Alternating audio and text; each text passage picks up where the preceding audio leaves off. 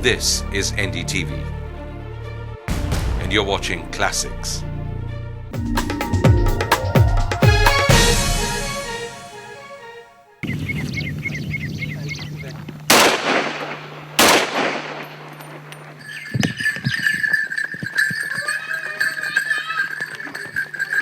संयम आए तो छोड़ो, ध्यान दो नहीं आ दो।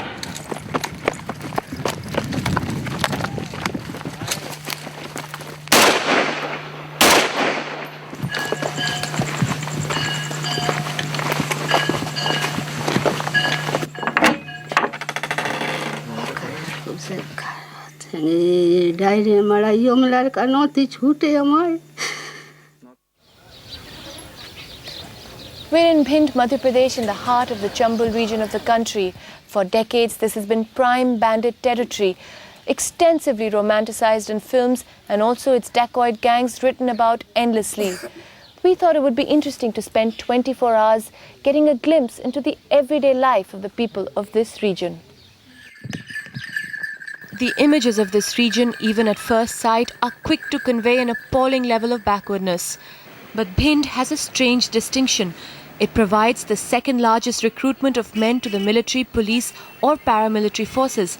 But at the same time, it has been home to the largest number of bandits or dacoits. And while the exploits, or as was seen more recently, the romantic lives of these bandits make the headlines, Nirbhay Gujar is almost a household name now. What is not reported is the psyche of violence and the gun culture that colors everyday life here. Almost every person feels the threat. The gruesome murder of the two recently kidnapped people by Nirbhay Gujar's gang is fresh in everyone's memory. Rajan Prasad Sharma is one of the lucky ones to make it out alive. A local pandit, he was kidnapped by a gang and kept in captivity for more than 3 months. किसका gang था? Gang Rajjan Singh का था। उस gang में 15-16 आदमी थे। हम 3 महीने 19 दिन रहे, 109 दिन। हमने 2,10,000 रकम लेकर के हमको छोड़ा गया। बंदूक 15-16 आदमी थे, 15-16 बंदूक थी, हर एक के पास एक राइफल रहती थी। आप यूपी के इलाके में थे या यूपी के इलाके में? यूपी पुलिस नहीं मिली होती तो एक थाना वो उधर है, एक थाना इधर है, एक थाना इधर है, एक थाना इधर है, बीच में गैंग मूवमेंट कर रही है। लेकिन जब तक वहाँ की पुलिस सहयोग नहीं देगी तब तक एमपी पुलिस है वहाँ नहीं कर सकती, गोली नहीं चला सकती, किसी को पकड़ भी नहीं सकती। मतलब इसका मतलब क्या हुआ? अब ये तो आप ही समझ लें। सुना है उससे कुछ नेता भी मिलने जाती थी, इटावा की और भिंड की। नेता तो आती जाती रहती है, और यहाँ के जो है कि प्रधान वगैरह उनका जो है उसका संपर्क रहता था। जिसको चाहते थे उसी को वो प्रधान बनवाता था।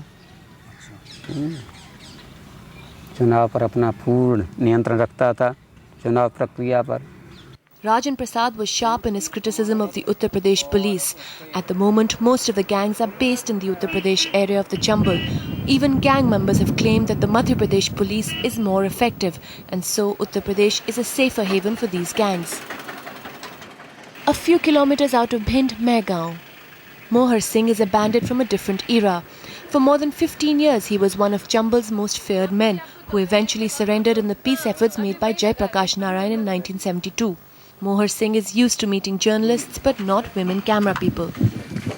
ये लड़की आई सैलीन है तो जो करंट लगा मुझे क्या कहते हो, करंट लगा जो क्या करते। आपका बागी बनने का जो सिलसिला शुरू हुआ वो कैसे शुरू हुआ और क्यों? ऐसा हो, ज़मीन संबंधी रट्टे थे हमारे, तो ज़मीन पे ही झगड़े हुए, गोली चली। तो हमारे यहाँ वैसे कानूनों को सारा कम लेते हैं लोग अभी भी, तो हम लोग डाकू इस तरीके से बने थे। और बाद टाइम कल्ला पुतली की गैंग थी। 1 साल बाद कल्याण ख़त्म हो गया, ताकि बाद फिर हमारा गिरोह अलग बन गया था।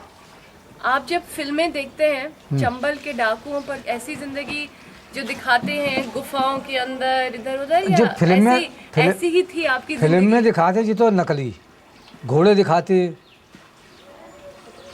और भी वैसे गाड़ी में दिखाते। हम लोग न तो घोड़े पे बैठे, कभी न गाड़ी में बैठे, न वहाँ में गुफा में बोले। और फिर 100 आदमी करीब एक गुफा में बनता कौन से, एक गुफा में तो वैसे बच जाते भेड़ों की लाइन। पुराने डकैतन के नियम और ठीक है, कैसे ठीक है, कोई रास्ता में जा रही है, कोई औरत हो चाहे आदमी हो, चाहे सोना लाए जाए चाहे कुछ लाए जाए, तो नहीं छड़ा देते। आजकल के तो कपड़े भी छड़ा लेते हैं रास्ता गिरने पे। अगर आपसे सरकार पहल करे कि लोगों को हाजिर करा तो आप आगे आएंगे? आ भी सकते हैं, सरकार कहे तो आ सकती है। अभी थोड़ी चर्चा चल रही है, अभी संपर्क तो किसी ने किया है उत्तर प्रदेश में। इन लोगों को, हम लोगों को सुविधा मिली, वो सुविधा हमें मिले तो हम सिलेंडर है जाए।